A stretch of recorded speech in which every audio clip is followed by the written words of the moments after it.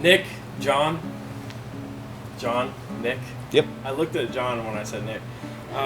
So how you guys doing? John, Nick. This is Good. the first coffee talk of the year. Hey, Happy New Year. 2025. Happy New Year. Happy New Year. What'd you guys do New Year's Eve? Can you share? I can, but no one will care. I was Hey. in sleep by 9. I care. Nice. That Yeah. sounds incredible. Do you I ever was. stay up for the New Year, or do you always go to bed early? Not since no. I always go to bed. It's a normal night for me. Nice. I watched the Penn State Nittany Lions We are. blow out Boise State Broncos. Yeah, Broncos. You know, cover the spread, blow them out 31-14. I'm pretty sure.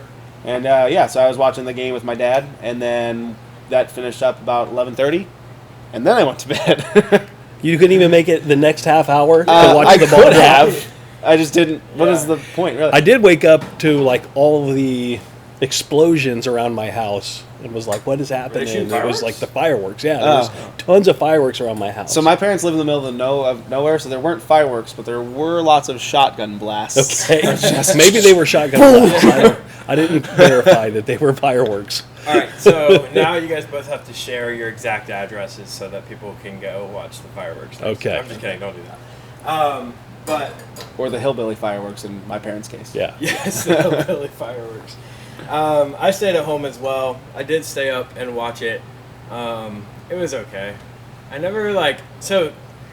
One interesting thing is that I don't know who Ryan Seacrest is. Like, I know he's on that video. What do you mean you don't know who he is? I don't know what he looks like. I'm guessing he's the guy that talks the most, but Yeah, I it know is his Ryan voice. Seacrest. And I don't know why he's famous other than I guess he was on radio or something. American Idol. American Idol. He was the host. He was the He was host. the host of, of, I didn't even know that. Yeah. I don't know. He's just like a kind of charming, kind of handsome, but Yeah. just normal guy. Yeah.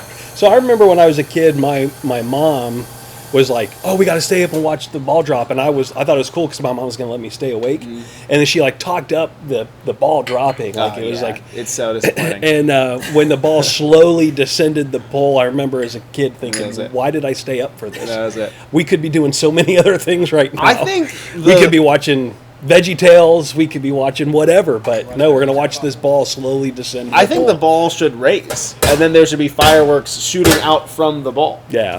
That seems Yeah, we need to way. start a new tradition. That is much better than just like, and then it's done. Nothing even pops out of the No. ball. It's not like a Wonder Ball. No, it you just- know? Remember those when you were a kid? A Wonder, So what do you Wonder. want? You want a No. latte, Just cappuccino? little balls of chocolate with like little candy in them. I don't remember that. Oh I yeah, don't know. Latte, cappuccino, dealer's choice. Americano. I mean, give me a double shot of Spro with some milk of some sort in it, All right.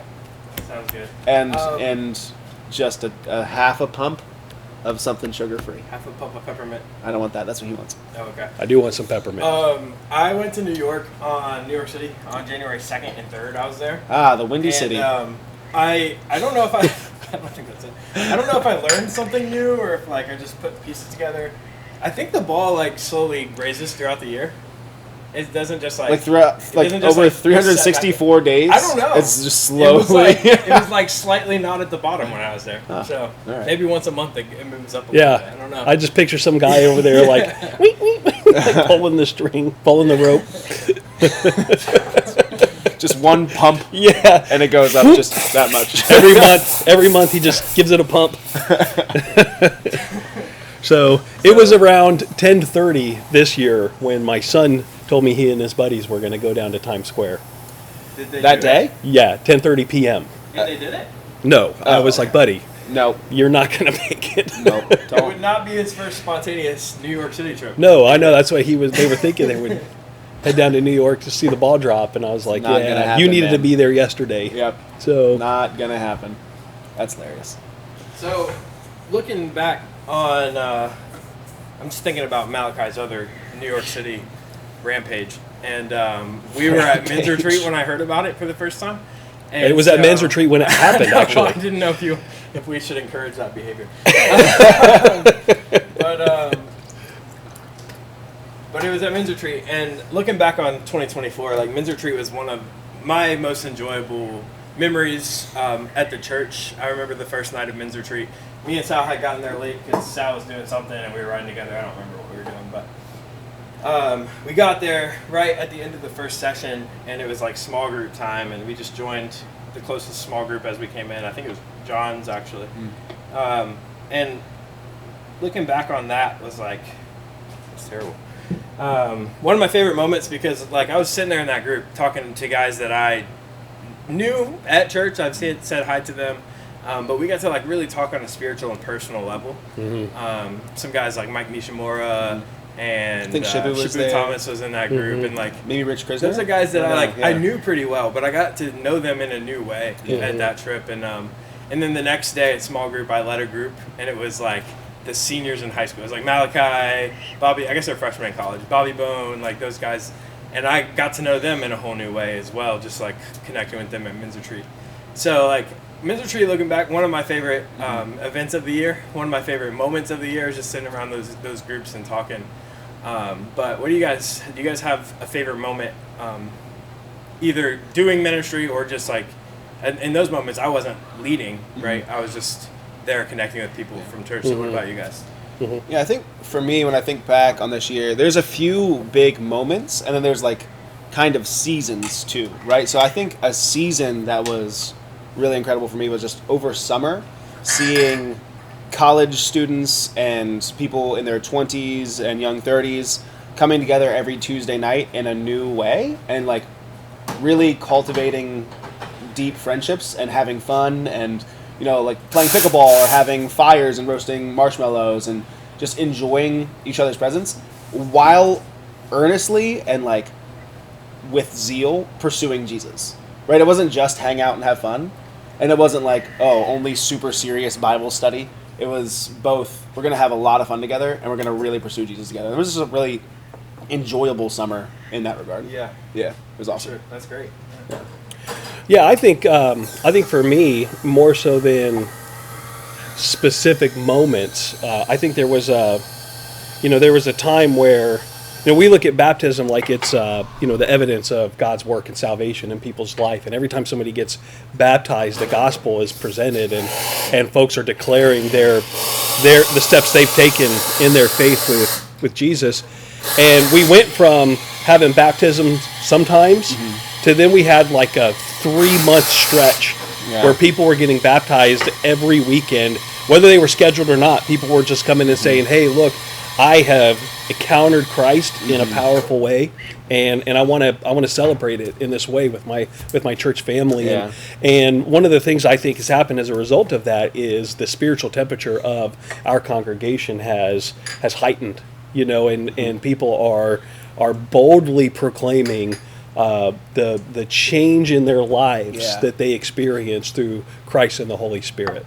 So I think that would be like my number one thing. Yeah, when I think about moments, I think about a lot of baptisms too, right? Like I think about Easter Sunday where, it's crazy. We're out of space. We're trying to pull all these chairs because we're just out of space in the church. Right? Like where can we put all these people that are here to worship on this Resurrection Sunday morning? And then we baptized like 30 people that day. We were going like, I feel like we were extending service. Like, we were. So that we could just keep baptizing. We had to. So cool. And then some of the relationships that came out of that too, right? Like Kevin Cameronis was one of those people that were baptized that day, and getting to know his whole family, and Lexi and the girls, and then the girls get baptized over the summer, and like that kind of stuff. Or I think about Danny and Fran, who live in Florida now, but we're still close personal friends, and it started with those conversations around baptism before they got baptized, and then the follow-up discipleship conversations afterwards. And Eli and all of these people that have taken steps in their faith, and I can point back to that day where I'm like, wow.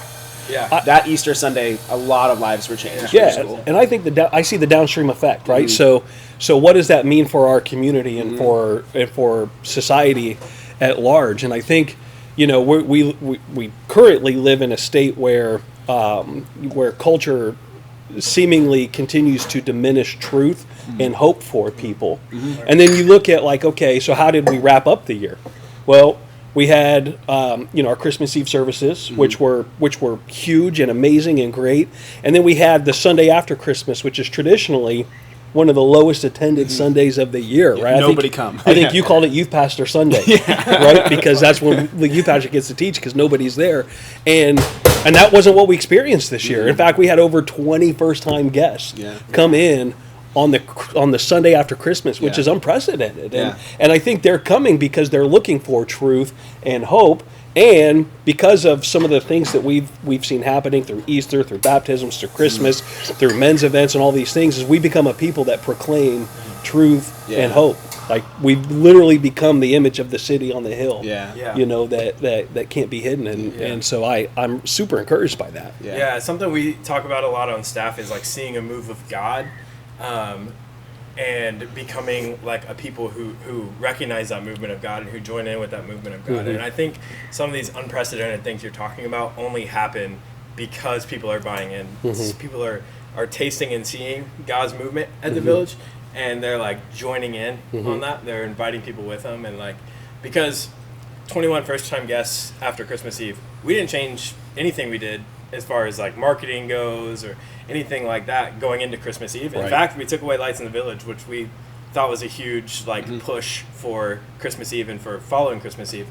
All we did was like nothing. Like God did stuff, right? And maybe the congregation has been buying into that, and transformation's happening. When I think, and I don't want to sound, but I think it wasn't that we did nothing, but that we really became the embodiment of Celebrate, Connect, Care. 100%. Right? That it's not the pastor saying these three words, but it's the body of Christ living these three words out in their daily lives. Yeah, 100%.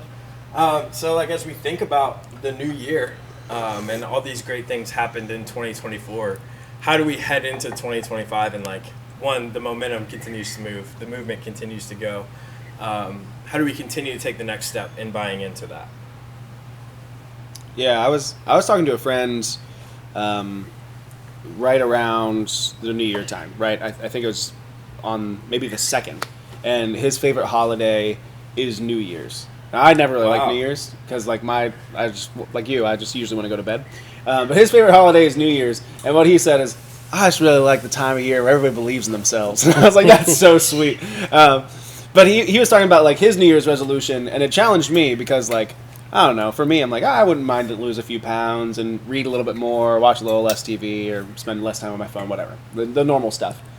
And he really challenged me because I think to answer your question is like, how do we engage more? How do we engage better?